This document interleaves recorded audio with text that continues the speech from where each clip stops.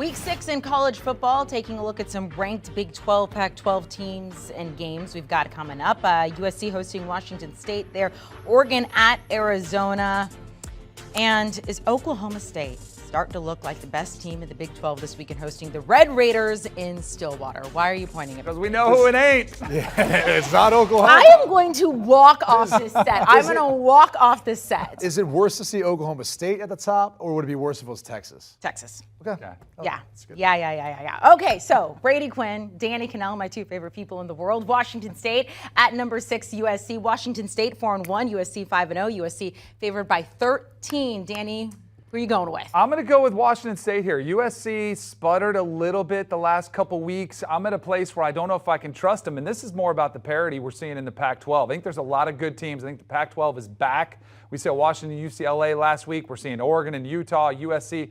There's a lot of depth now in this conference, and I think Washington State is in that conversation for one of those upper tier, like upper half teams in the conference. So I think they keep it inside this number.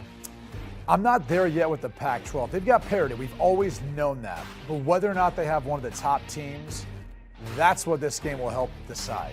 USC, who, as you said it, in Corvallis a couple weeks ago with Oregon State, got by in a close win, sort of slow down that passing attack. Last week, we saw it reemerge. We saw at home versus Arizona State, Caleb Williams, the rest of the crew, they dominated. And as they should versus an Arizona State team that struggled this year.